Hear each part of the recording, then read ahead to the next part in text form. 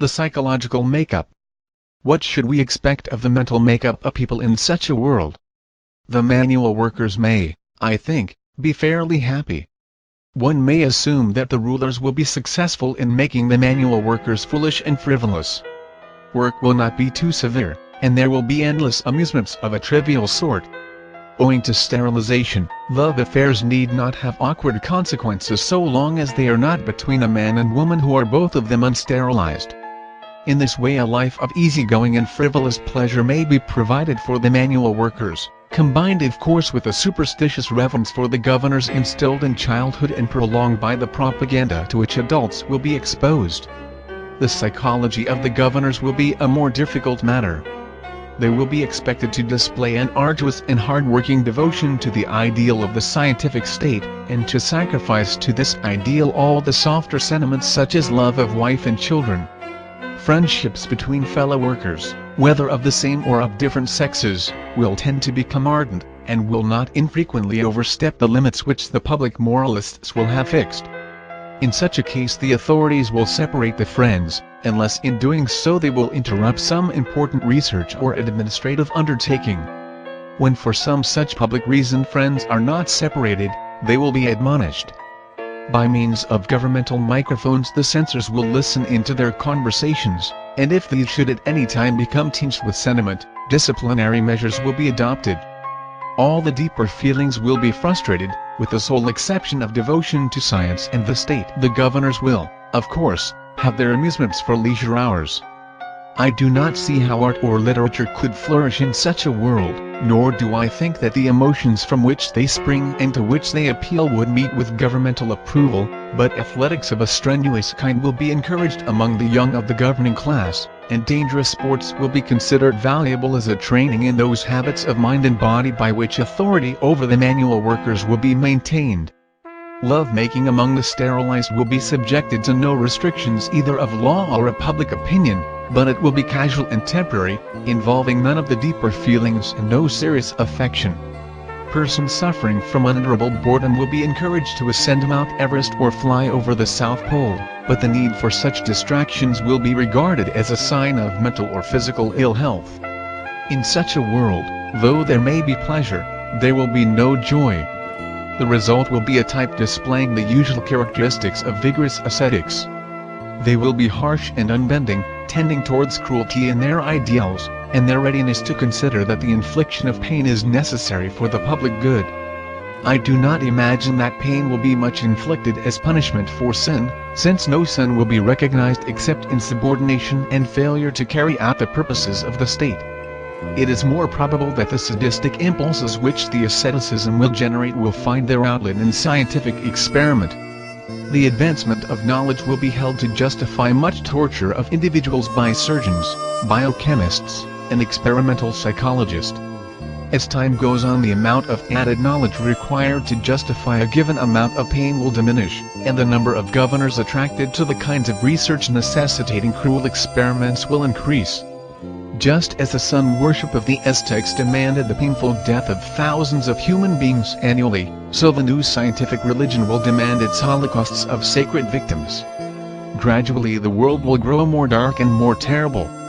Strange perversions of instinct will first lurk in the dark corners and then gradually overwhelm the men in high places. Sadistic pleasures will not suffer the moral condemnation that will be meted out to the softer joys, since, like the persecutions of the Inquisition, they will be found in harmony with the prevailing asceticism. In the end such a system must break down either in an orgy of bloodshed or in the rediscovery of joy. Such at least is the only ray of hope to lighten the darkness of these visions of Cassandra, but perhaps in permitting this ray of hope we have allowed ourselves to yield to a foolish optimism. Perhaps by means of injections and drugs and chemicals the population could be induced to bear whatever its scientific masters may decide to be for its good. New forms of drunkenness involving no subsequent headache may be discovered, and new forms of intoxication may be invented so delicious that for their sakes these are possibilities in a world governed by knowledge without love, and power without delight. The man drunk with power is destitute of wisdom, and so long as he rules the world will be a place devoid of beauty and of joy. Scientific technique and the abolition of the family. Take again such a matter as housing.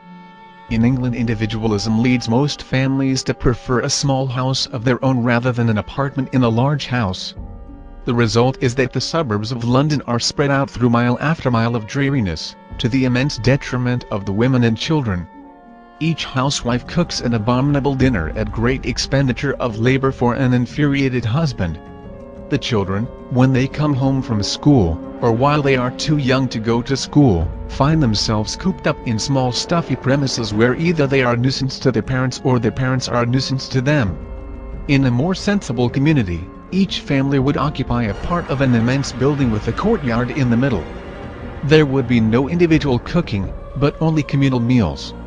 Children, as soon as they were no longer at the breast, would spend their day in large airy halls under the care of women possessing the knowledge, the training, and the temperament required for making young children happy. The wives, who at present drudge all day doing wasteful work badly, would be set free to earn their living outside the home. The benefit of such a system to the mothers, and still more to the children, would be incalculable. At the Rachel Macmillan Nursery School it was found that about 90% of the children had rickets when they first came, and almost all were cured at the end of the first year in the school. In the ordinary home the necessary modicum of light and air and good food cannot be provided, whereas all these things can be provided quite cheaply if they are provided for many children at once.